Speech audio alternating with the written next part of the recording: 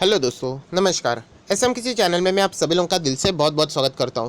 दोस्तों, वीडियो को स्टार्ट करने से पहले कुछ इंपॉर्टेंट बात कहना चाहूँगा। जैसे कि आप लोग देख सकते हो, आज सुबह मैंने एक वीडियो बनाई थी। यस, अगर मैं बात करूँ तो लगभग 7:30 बजे के आसपास ये रिलायंस इंडस्ट्री से रिलेटेड मैंने एक वीडियो बनाया था, जो कि लेट नाइट न्यूज़ हम लोग को देखने को मिली थी। ये वीडियो बनाने के पीछे का मकसद आप सभी लोगों को पता है। बहुत सारे लोग यहाँ पे ट्रेडिंग करने की सोच रहे थे, तभी मैंने आप लोगों को बता दिया कि अगर आपको ऐसी चीज़ें करनी है तो फ्यूचर रिटेल में कोई आप लोगों को मौका मिलेगा नहीं, अपर सर्किट रहेगा। अगर आप चाहो तो रिलायंस के ऊपर फोकस रख सकते हो। ये वीडियो जरूर देख लेना। यहाँ पे कुछ डिटेल्स मैंने बताए हैं, जो कि लोग यहाँ पे पूछ रहे हैं, सर इसके ऊपर एक वीडियो बना दीजिए। तो लिंक ऑलरेडी नीचे डिस्क्रिप्शन बॉक्स में दे दिए, इस वीडियो को देख लेना। आज ही के दिन 21 तारीख को सुबह ये वीडियो अपलोड कर दिया है। उसी के साथ साथ इस वीडियो को भी चेक कर लेना, जो कि कल के दिन लेट नाइट यहाँ पे मैंने अपलोड किया था, जो कि बहुत ही इंपॉर्टेंट वीडियो है। तो चलिए दोस्तों, फटाफट से वीडियो को स्टार्ट करते, बट उससे पहले जरूर कहना चाहूंगा, इस चैनल को सब्सक्राइब कर लेना, बेल आइकन को हिट कर लेना, ऐसे इंटरेस्टिंग वीडियो देखने को मिल जाएंगे। दोस्तों, अभी हम लोग आ चुके हैं बिल्कुल हमारे नॉर्मल स्क्रीन के ऊपर। एंड आप सभी लोगों को पता है, बाजार ने आज नया रिकॉर्ड यहाँ पे दर्ज किया। 50,000 का सेंसेक्स हम लोगों को यहाँ पे टच होते हुए देखने को मिला है। राइट, सुबह सुबह ही हम लोगों ने देख लिया। उसी के साथ साथ जब मैंने आज सुबह जो रिलायंस का वीडियो बनाया था, तभी मैंने कहा था कि 50,000 आज चांसेस बहुत ज़्यादा है, क्योंकि अमेरिकन बाजार भी अच्छा खासा क्लोज हुआ। उसी के साथ साथ रिलायंस इंडस्ट्री, जो कि सेकंड नंबर का सबसे ज़्यादा वेटेज निफ्टी में कैरी करता है, उससे रिलेटेड पॉजिटिव न्यूज़ है। तो 50,000 आज तो कोई रोक नहीं सकता। बट आप सभी लोगों को पता है, बाजार यहाँ पे अच्छा खासा चल रहा था, एंड सडनली हम लोगों को एक बड़ी गिरावट देखने को मिली। यस दोस्तों, बड़ी गिरावट इसीलिए हम लोग कह सकते हैं क्योंकि वो आखिरी के कुछ पलों में हम लोगों को बड़ी होती हुई देखने को मिली। अगर आप लोग ओवरऑल गिरावट देखोगे तो एज सच कोई इतना बड़ा भूकंप नजर नहीं आएगा, जो कि मैं आपको यहाँ पे दिखाना चाहूँगा। एक काम कर लेते हैं, हम लोग यहाँ पे सेंसेक्स ओपन कर लेते हैं। ये देखिए, कोई बड़ी ऐसी चीज़ लगेगी नहीं, बोलेंगे कि इसमें क्या है। जैसे मैंने बताया ना कि बहुत सारे लोग यहाँ पे ऑफिस में रहते, काम करते हैं, तो पूरी तरीके से मार्केट कभी कभी वो ट्रैक नहीं कर पाते, तो उनके लिए सेंसेक्स आज वो कहेंगे कि ठीक है, नॉर्मल परफॉर्मेंस रहा, 150 पॉइंट की गिरावट, ओके। बट अगर वो प्रॉपरली अगर मार्केट को देखेंगे चार्ट पैटर्न पे, तो ये देख लेना, ये जो आखिर का जो ये समय है, उसमें आप अंदाजा लगा सकते हैं पूरी गिरावट उसमें ही रही। वरना आज सेंसेक्स एंड निफ्टी हम लोग को हरे निशान में ही क्लोज होते हुए देखने को मिलने वाला था। तो इसी के चलते ये अचानक गिरावट क्यों हुई, सेंसेक्स की बात करें या फिर अगर हम लोग निफ्टी 50 की भी बात करें, अभी देखिए मात्र 50 पॉइंट गिरा है, कोई बड़ी गिरावट नहीं है। बट अगर आप लोग इसको या मतलब प्रॉपरली मार्केट को अगर आप लोग ट्रैक कर रहे थे, आखिरी पलों में हम लोग को एक गिरावट देखने को मिली।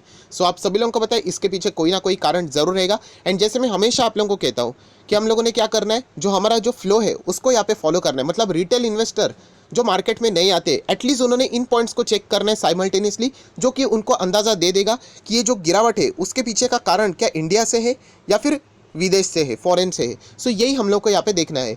डायरेक्टली तो मैं रीज़न बता सकता था, बट जैसे मैं कहता हूँ कि हम लोगों ने जो चीज़ फॉलो करनी चाहिए उसी को हम लोगों ने यहाँ पे देखना चाहिए। जैसे कि ये रीज़न कहाँ से, तो हम लोग को देखना पड़ेगा सबसे पहले, क्या अमेरिकन बाजार से कोई ख़राब न्यूज़ थी। तो ये तो चेक करना कोई मतलब बोलते हैं ना, बड़ी बात नहीं है, बेवकूफ़ी वाली बात है, आप ऐसे भी बोल सकते हो, क्योंकि अमेरिकन बाजार क्लोज ही पॉजिटिव यहाँ पे हुआ था। एंड अगर इसमें भी कोई रिएक्शन होता तो निफ्टी खुलते ही या फिर सेंसेक्स खुलते ही हम लोगों को वो नेगेटिव इंपैक्ट देखने को मिल सकता था। तो एज सच डो जोन्स को देखने का कोई मतलब यहाँ पे बनता ही नहीं है। यस, इसके बाद डो जोन्स का जो फ्यूचर है उसको देखना ज़रूर बनता है, क्योंकि हम लोग को इससे अंदाज़ा आ जाता है कि कोई यहाँ से तो प्रेशर नहीं आए। तो अगर हम लोग अमेरिकन बाजार का फ्यूचर देखते तो यहाँ एज सच कोई बड़ा प्रेशर नहीं है। राइट, तो एक बार हम लोग इसका चार्ट पैटर्न भी देख लेते तो अंदाज़ा आ जाएगा। एक दिन का chart pattern candle stick pattern में क्लिक कर लेता हूँ, आप देख सकते हैं investing.com के ऊपर आप लोगों को सब कुछ मिल जाएगा। तो बिल्कुल यहाँ पे नॉर्मल ऐसा देखने को मिल रहा है, कोई ऐसा हड़कम देखने को नहीं मिल रहा है।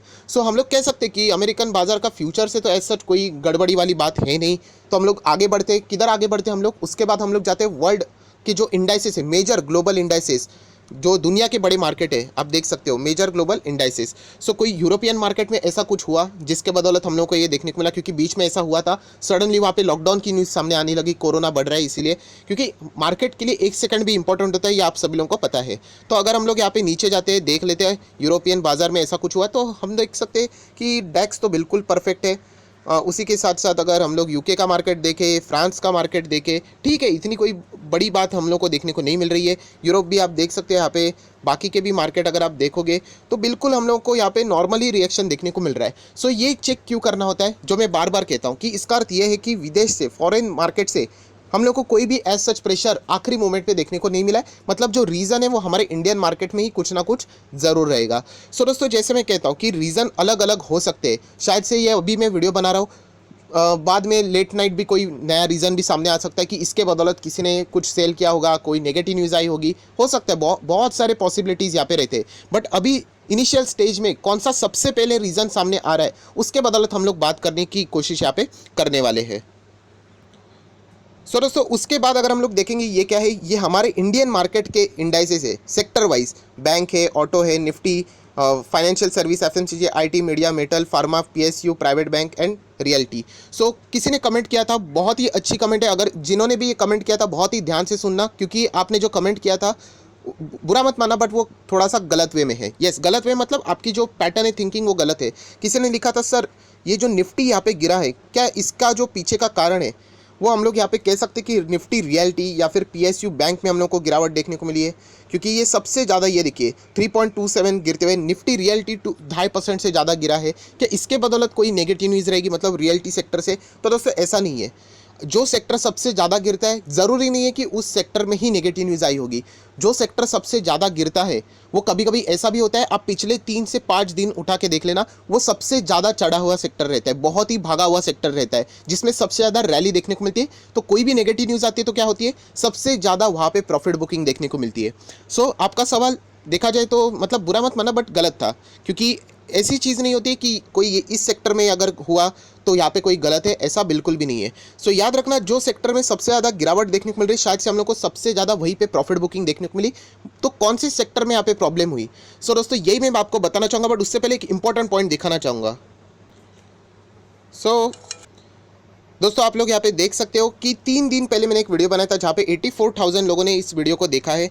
इस वीडियो में भी मैंने यही चीज़ बताया कि स्टॉक मार्केट में खतरा मतलब कोई स्टॉक मार्केट कोई बर्बाद नहीं होने वाला है, बट इतने हायर लेवल पे स्टॉक मार्केट गिरने के चांसेस है। तो उसके पीछे कौन से कारण है, तो 4 कारण मैंने यहाँ पे बताए थे। अगर आपको चाहिए तो ये वीडियो में ऊपर लिंक दे दूंगा आई बटन पे, ज़रूर जाके एक बार क्रॉस एग्जामिनेशन कर लेना, चेक कर लेना। मैं सिखाने की कोशिश कर रहा हूँ। इवन दो हम लोग इन्वेस्टर है, बट हम लोगों की ये थिंकिंग इस साइड पे भी जानी चाहिए कि मार्केट में अगर गिरावट होती है तो इन 4 में से कोई एक कारण यहाँ पे लेके मार्केट क्या कर सकता है, करेक्शन दिखा सकता है, गिरावट दिखा सकता है। सो उसी 4 कारण में से अगर हम लोग बात करें, ऑलरेडी एक कारण को लेके मार्केट गिरा था, जो कि नंबर 4 का कारण है, मैंने इसी वीडियो में बताया। एंड आज का जो गिरावट का कारण है वो इसी में मैंने जो 4 कारण बताए थे उसमें से नंबर 1 का कारण है।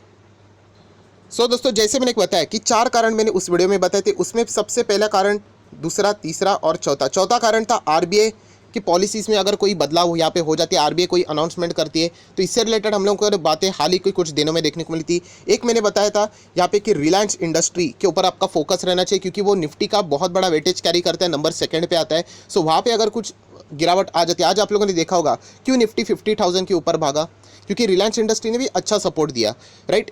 तो ये कारण तो आज के दिन का नहीं है, नंबर 4 भी नहीं है, ये भी आप लोगों ने कट करके चलना चाहिए। मैंने और एक कारण आप लोगों को यहाँ पे बताया था कि बजट से रिलेटेड कोई भी ऐसी पॉसिबिलिटीज़ बन सकती है कि ये टैक्स लगा सकते हैं, ये ड्यूटीज़ लगा सकते हैं। आप लोग देख रहे हो कि कैसे न्यूज़ सामने आ रहे हैं, तो ये भी कारण नहीं है। जैसे मैंने बताया कि नंबर 1 कारण मैंने शेयर किया था, एंड वो था वैक्सीन से रिलेटेड। यहाँ पे कोविड की वैक्सीन देना शुरुआत हो चुकी है, एंड वैक्सीन से रिलेटेड अगर कोई भी नेगेटिव डेटा सामने आता है तो बाजार ज़रूर इसके ऊपर रिएक्ट करेगा, क्योंकि ऑलरेडी पीई रेशो अगर आप देखोगे बहुत ही हायर लेवल पे है। मार्केट 50,000 सेंसेक्स पे चल रहा है, 14,500 के आसपास निफ्टी हम लोग को देखने को मिल रहा है। सो ज़रूरी है कि कोई भी अगर एक नेगेटिव न्यूज़ भी थोड़ी बहुत सामने आती है तो बाजार सडनली रिएक्ट करेगा। एंड आज के दिन का भी चार्ट पैटर्न आप लोग यहाँ पे देख सकते हो। अगर आप लोग प्रॉपरली यहाँ पे देखोगे, सेंसेक्स देखो या फिर निफ्टी देखो, ये देखिए सडनली यहाँ पे बाजार ने रिएक्ट किया। तो ये सडनली रिएक्ट करने के पीछे का ही कारण, जैसे मैंने कहा, वैक्सीन से रिलेटेड है। या दोस्तों वैक्सीन से रिलेटेड मतलब कोविड से रिलेटेड हम लोग ऐसा भी बोल सकते हो, मतलब हम लोग फार्मा सेक्टर भी चाहे तो ऐसा बोल सकते हैं। सो दोस्तों आप लोग पूछोगे कि ऐसी क्या न्यूज़ आई है, तो ज़रूर आप तक वो न्यूज़ पहुंची होगी, नहीं पहुंची तो मैं बताना चाहूँगा। जो वैक्सीन बनाने वाली इंस्टीट्यूट आप लोगों ने सुना होगा कि यहाँ पे सीरम इंस्टीट्यूट ऑफ इंडिया, आप सब लोग पता है, जो कि पुणे में है, राइट दोस्तों। वहाँ पे हम लोग को आग लगती हुई देखने को मिली उनके प्रीमाइसेस में। सो सबसे पहले ये न्यूज़ सामने आई। अभी जैसे मैंने कहा कि आग जैसे ही लगती हुई हम लोग को देखने को मिली, न्यूज़ चैनल के ऊपर भी वो फ्लैश हुआ, बहुत बड़ी आग थी, इजीली देख के पता चलता है। बट जो रिएक्शन रहता है फटाफट प्रॉफिट बुकिंग का होना शुरू हो गया, चाहे वो रियल्टी सेक्टर हो या फिर पीएसयू बैंक हो, जो कि हम लोग को कई दिनों से पिछले में रैली देखने को मिला था, राइट। तो ज़रूरी नहीं है कि रियलिटी सेक्टर या फिर पीएसयू बैंक से रिलेटेड कोई नेगेटिव न्यूज़ थी, बट नेगेटिव न्यूज़ यहाँ पे निफ्टी फार्मा से रिलेटेड जुड़ा हुआ, जो हम लोग कह सकते हैं सीरम इंस्टीट्यूट ऑफ इंडिया, वहाँ के उनके प्रीमाइसेस में आग लगी, जो भी पुणे में हेडक्वार्टर है वहीं पे, तो उसके बदौलत हम लोगों को ये सबसे पहला रिएक्शन देखने को मिला। अभी जब मैं हमेशा कहता हूँ कि चलिए ठीक है न्यूज़ आ गई, बट हम लोगों का काम ये भी है क्या कि ये आग लगी है वो कहाँ पे लगी है, क्या वैक्सीन से रिलेटेड कोई वैक्सीन को डैमेज हुआ है या फिर किसी खाली प्लेस पे आग लगी है, राइट। ये सारी चीज़ें चेक करनी चाहिए, बट आप सभी लोगों को पता है बाजार फटाफट रिएक्शन